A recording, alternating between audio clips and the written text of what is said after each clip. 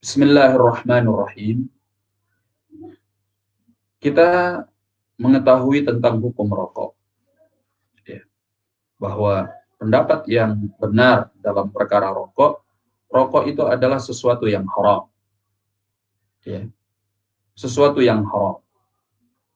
Dalilnya jelas dari Al-Quran dan juga tentunya dari Sunnah Nabi Sallallahu Alaihi Wasallam. Bukan langsung terkait penyebutan rokoknya baik di dalam Al-Quran ataupun di dalam Sunnah, karena itu tidak ada. Tapi keumuman dalil, ya, yang mengandung tentang ajaran syariat yang mengajak kepada kebaikan dan melarang dari keburukan menunjukkan tentang haramnya rokok, ya. Dan banyak sekali dalilnya tentang masalah ini. Di antaranya kita sebutkan sebagian seperti firman Allah Subhanahu wa taala yang menyatakan di dalam Al-Qur'an, "Wala taqtulu anfusakum innallaha kana bikum rahima." Kata Allah Azza wa Jalla, jangan kalian membunuh diri kalian karena sungguhnya Allah Maha Pengasih terhadap kalian. Rokok itu sama dengan membunuh diri. Ya. Semua ahli medis, keumuman para dokter mengatakan rokok itu berbahaya dan membawa kepada kematian karena akan membuat penyakit-penyakit yang sangat berbahaya. Ya. Nah, paru-parunya bisa hancur, ya. Kemudian gangguan-gangguan kesehatan yang membawa kepada kematian. Kalaupun ada seandainya orang yang tidak mati karena rokok, ya, tapi kebanyakan orang terganggu kesehatannya, dan ujungnya secara perlahan dia merusak kesehatannya, kemudian membuatnya jatuh ke dalam situasi di mana dia sakit, yang bisa jadi sakit itu membawa kepada kematiannya. Nah, dan dokter sepakat bahwa ini berbahaya. Oleh karena itu, seorang tidak boleh melakukan sesuatu yang bisa menyebabkan kematiannya. Dan juga membawa kepada kehancuran. Allah menyatakan, "Wala tulqu biaidikum ila tahlukah." Jangan kalian lemparkan diri kalian kepada kehancuran, kepada kebinasaan. Itu merusak diri. Nggak ada yang mengatakan bahwa rokok itu memberi kesehatan. Ya, semua ahli medis mengatakan bahwa itu berbahaya dan merusak kesehatan. Sementara Allah mengatakan jangan kalian lemparkan diri kalian kepada kehancuran. Hukum asal dari rokok adalah haram. Itu adalah haram. Ya, karena membawa kepada kematian, paling tidak membawa kepada kerusakan, membawa kepada penyakit. Sementara larangan Allah di dalam Al-Quran jelas, dan hukum asal larangan adalah haram. Kecuali ada dalil yang menunjukkan bahwa itu tidak haram. Kemudian di dalam sunnah, pernyataan Nabi Shallallahu Alaihi Wasallam, la dharar wa la dhirar.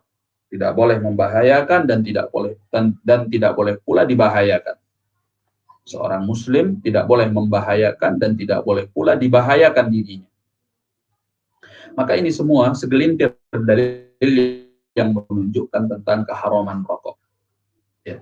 Lalu ada seseorang yang ingin melepaskan dirinya dari keharaman tersebut. Apa yang harus dia lakukan? Tadi ditanyakan bagaimana kalau dia datang kepada seseorang yang bisa menyembuhkan kecanduan rokoknya, tapi dengan cara hipnotis. Nah, ini cara yang tidak baik. Ya. Hipnotis itu sesuatu yang bisa jadi mengandung kerusakan, mengandung keburukan, ya, menghilangkan ingatan seseorang, menghilangkan akal seseorang. Ya. Ini cara yang tidak dianjurkan, cara yang tidak baik. Di sana ada hal-hal yang sangat berpengaruh dan perkara yang fundamental kalau kita ingin menghilangkan kecanduan rokok. Pertama, hal yang dibutuhkan oleh seorang hamba ketika dia kecanduan rokok adalah di mana dia mempertebal keimanannya. Ya. Kalau dia tahu bahwa itu bahaya, itu bisa mendatangkan penyakit yang kronis, yang bahkan membawa kepada kematian, ya, maka seorang yang beriman, dia kembali kepada keimanannya.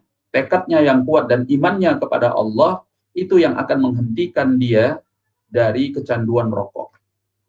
Ya, itu yang paling pokok. Ya. Jadi dia melakukannya bukan semata-mata karena pengaruh yang lain, tapi pengaruh keimanan, itu yang paling kuat. Di mana seorang hamba akan terjauh dari keburukan-keburukan kalau yang mencegahnya adalah keimanan. Ya. Dan harus dia yakini bahwa ketika dia meninggalkan rokok karena keimanan, karena Allah, maka dia berpahala karenanya. Ya. Dengan itu dia dimuliakan oleh Allah Subhanahu wa taala.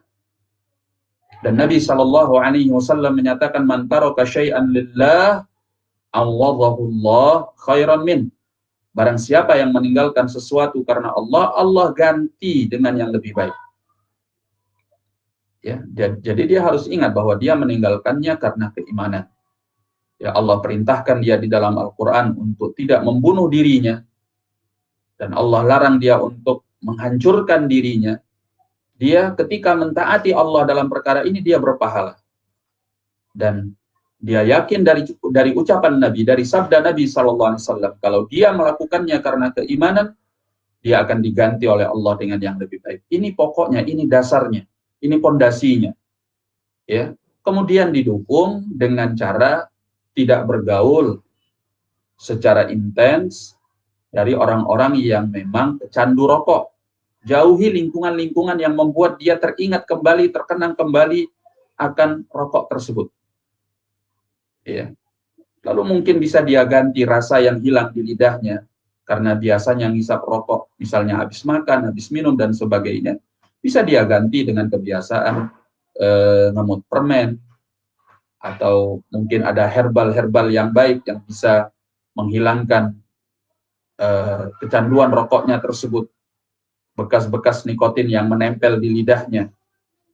Ya. Maka ini adalah hal-hal yang baik.